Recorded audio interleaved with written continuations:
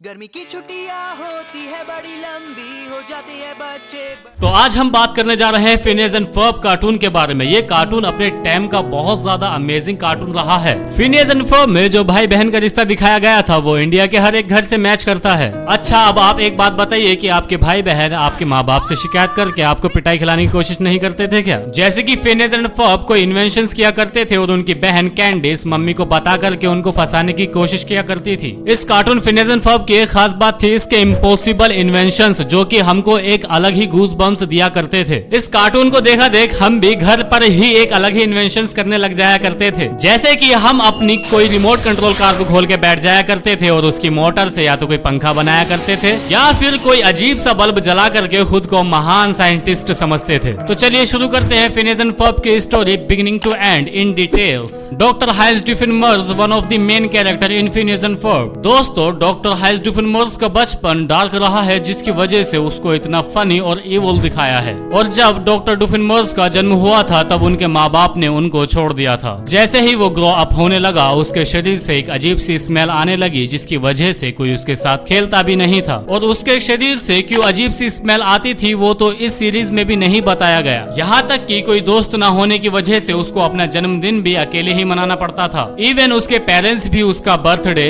नहीं सेलिब्रेट करते थे। पता नहीं कितने वियर्ड पेरेंट्स थे जो अपने बच्चे का बर्थडे भी सेलिब्रेट नहीं करते थे। डॉक्टर ड्यूफिनमर्स यूरोपियन कंट्री ड्रस्टरस्टीन में रहा करते थे। ड्यूफ की कंट्री में एक रिवाज हुआ करता था जिसमें एक स्विमिंग पूल में ऊपर जा करके कूदना पड़ता था। बट ड्यूफ इस रीति रिवाज को हार जाते हैं क्योंकि ज्यादा हाइट होने की वजह से वो कूद नहीं पाते और जिसकी वजह से उनके पेरेंट्स उनको अपना बेटा कहने से इनकार कर देते हैं। जिसके बाद उनके फादर ने एक डॉगी को अडॉप्ट कर लिया और उसको वो अपना इकलौता सन कहने लगे, जिसकी वजह से ड्यूफिनमर्स अपने बचपन में और ज्यादा टूट गया। जिसकी वजह से ड्यूफिनमर्स बहुत ज्यादा अकेला रहने लगा तो उसे जिंदा रहने के लिए जाइंट कैट्स के साथ मीट खाना पड़ता था। बट पैसे कमाने के लिए वो एक मेले में डंकिंग बूथ में काम करने लगा, जिसमें उसको एक बॉल की तरह फेंका जाता था। वहाँ उसे काम के बदले एक बैलून दिया गया जिसका नाम उसने रखा बैलूनी। अब डूफ का रियल लाइफ में कोई फ्रेंड ही नहीं था, जिसकी वजह से वो बैलूनी को ही अपना बेस्ट फ्रेंड मान लेता है, जिसके साथ वो घूमता फिरता था और फोटो खिंचवाया करता था। बट ड्यूफिनमर्स की फैमिली एक फाइनेंशियल ट्रबल में चली जाती है, जिसकी वजह से उन्हें सारे गार्डन्स के खिलौने बेचने पड़ते हैं, जिसकी वजह से डूफ की फैमिली डूफ को कार्टून बना करके गार्डन में खड़ा कर देती है ताकि वो गार्डन की रक्षा कर सके। इवन डूफ को हिलने और खाने की भी परमिशन नहीं थी। वन नाइट जब डूफ और बैलूनी गार्डन की रक्षा कर रहे थे तब एक तेज हवा का झोंका आता है, जिसकी वजह से बैलूनी हवा में उड़ जाता है। बट ड्यूफिनमर्स को हिलने की ना परमिशन होने की वजह से अपने बेस्ट फ्रेंड को खोना पड़ जाता है। ड्यूफ का बचपन इतना डार्क था, जब उसके पेरेंट्स दूसरे चाइल्ड की प्रिपरेशन कर रहे थे तब उसके पेरेंट्स को लगता था कि दूसरा चाइल्ड गर्ल होगा, जिसकी वजह से उसकी मदर बहुत सारे कपड़े सिलती है।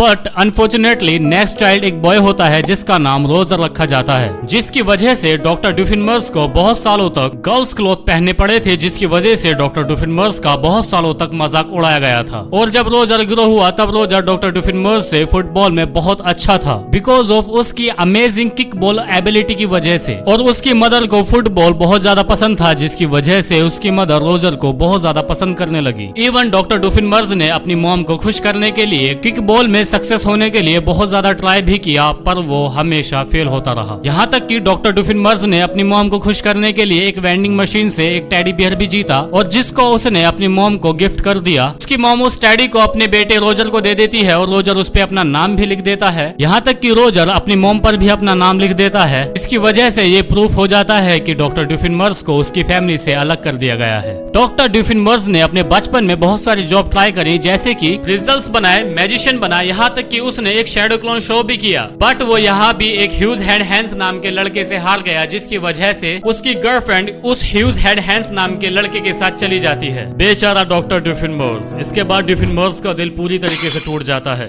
तो दोस्तों, सब कुछ खत्म करने के लिए उसके माँ बाप ने उसको एक दुकान से कुछ लाने के लिए भेजा, लेकिन जब वो अंदर गया तब उसे समझ में आया कि ये एक उसके माँ बाप द्वारा सेटअप बनाया गया है, जिसकी वजह से उसको यूएसए यानी कि अमेरिका भेजा जा सके और उससे छुटकारा पाया जा सके। लेकिन यहाँ से उसके एक नए जीवन की शुरुआत होने वाली थी। अमेरिका पहुंचने के बाद ड्यूफ ने अपना हाई स्कूल पूरा किया और अपनी रोजी रोटी कमाने के लिए सड़कों पर ब्रेड बेचे। लेकिन हाई स्कूल में उसने अपने आप को स्केटिंग करते हुए अपने अंडरवियर और कैप में फिल्म किया और वो वीडियो कुछ समय बाद वायरल हो गई, जिसकी वजह से उसको बाहर अपना चेहरा दिखाना मुश्किल हो गया। अपनी इन तकलीफों के बाद ड्यूफ ने अपनी पहचान खोजना शुरू कर दिया with the help of art. लेकिन डॉक्टर ड्यूफ का छोटा भाई उस टाइम अमेरिका आया हुआ था। जब डॉक्टर ड्यूफ अपना आर्ट मास्टरपीस रोजर को दिखा रहे थे तो एक्सीडेंटली रोजर के हाथ से फूड उस मास्टरपीस पर गिर जाता है, जिसकी वजह से डॉक्टर ड्यूफ अपने इस सपने को भी छोड़ देते हैं। डॉक्टर ड्यूफ उसके बाद एक कविता कंपटीशन भी ट्राई करते हैं, जहां उसे फिर से बेकिंग सोडा वोल्केनो के हाथों से हराया गया था। सो इतना डार्क चाइल्ड होने की वजह से जहां उसके पेरेंट्स ने भी उसका साथ छोड़ दिया था, उसका बचपन में कोई दोस्त भी नहीं था, यहाँ तक कि उसे अपना साथी बेलोनी को भी खोना पड़ा था और कई रातों तक उसको एक गार्डन को प्रोटेक्ट करने के लिए भूखा खड़ा रहना पड़ा था। तब भी ड्यूफ ने कभी कोई गलत काम नहीं किया। और अगर देखा जाए इन सभी रीजंस के चलते डॉक्टर हाइस ड्यूफेनमर्स एक गुड कैरेक्टर है। बाकी आपकी क्या राय है डॉक्टर हाइस ड्यूफेनमर्स को लेकर के आप हमें कमेंट बॉक्स में जरूर बताएं। जब ड्यूफ बड़े हुए तब उन्होंने एक शार्लिन नाम की लड़की से शादी कर ली, जिससे 15 जून 1992 को उनकी लड़की वेनिसा का जन्म हुआ। ड्यूफ उसकी हर ड्रीम को पूरा करता था। ड्यूफ अपनी बेटी से बहुत ज्यादा प्यार करता था, जैसे कि उसने अपनी बेटी के सभी बर्थडे बहुत धूमधाम से बनाए। डॉक्टर हाइस ड्यूफेनमर्स अपने पेरेंट्स की तरह क्रूर नहीं था। पूरी कार्टून इंडस्ट्री में डॉक्टर हाइस ड्यूफेनमर्स जैसा गुड डैड कार्टून कैरेक्टर नहीं होगा। तो दोस्तों डॉक्टर हाइस ड्यूफेनमर्स कोई बैड कैरेक्टर नहीं बल्कि गुड कैरेक्टर थे और बहुत अच्छे डैड भी थे। तो दोस्तों बात रही फिनियस एंड फर्ब की, तो हम बाकी की स्टोरी अपने नेक्स्ट पार्ट में कवर करने वाले हैं। तब तक के लिए आप हमारे साथ बने रहें। हमारी वीडियो को लाइक करें, चैनल को सब्सक्राइब करें और शेयर करना ना भूलें। Thank you so much for supporting us. मिलते हैं आपसे